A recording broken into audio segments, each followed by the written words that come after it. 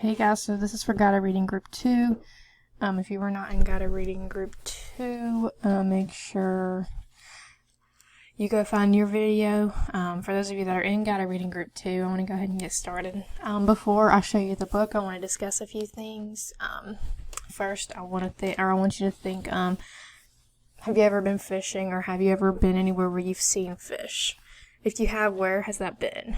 I know for me, I go fishing a lot, so I go to the lake and I go to the ocean to fish.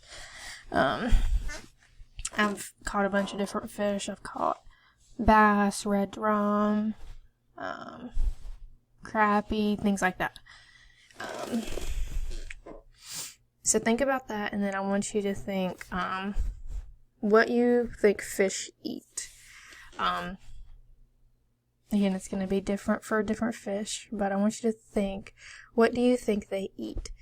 And then, besides people, who eat fish, or what eats fish? So what animals might eat fish? One big one that comes to my mind are sharks. They definitely eat some fish. So I'm going to open the book now. This week is called Salmon, a link in the food chain. Based on that title and that cover, I want you to think about, what is this book going to be about this week? We've learned about food chains in the past. I don't know if you've ever heard of salmon, but salmon is a type of fish. I'm going to go to the table of contents. So remember, the table of contents is a text feature that breaks down the book in different sections. And this is what each section is mostly going to be about. So you may see some words on here that you don't know what they mean, so I'm going to go over those words right now. The first word is alevins. Those are baby salmon that have a food sac on their underbelly. So they're really teeny tiny salmon. Estuary is the part of the rivers that meet with ocean salt water, which right there is where brackish is found, which is where fresh and salt water are mixed together. You have plankton, which are tiny animals that can only be seen with a microscope. You have the word smolts, which are young salmon that move from a river to the ocean. And then to spawn means to reproduce and lay eggs. So, based on those words and then the table of contents, if you come across one of those words and you don't remember the meaning of it, what you need to do is use your text features. If you can't figure it out based on your context clues, that is, use your text features and go to the glossary and look at these definitions so you can comprehend what you're reading well. Let me go back to the front.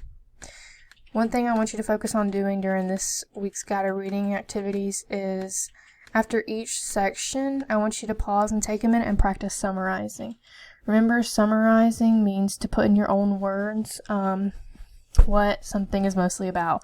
So after each section, you're going to stop and summarize that section in 1 to 2 sentences. So what was the section eggs mostly about? Remember, you're talking about the most important details and leaving the unimportant details out, because it is going to only be one sentence, and we're not doing a run-on sentence, just one regular sentence.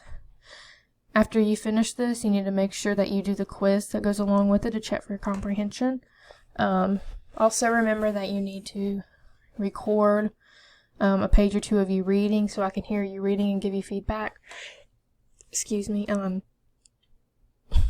So if you don't remember how to do that, make sure you watch the video from last week.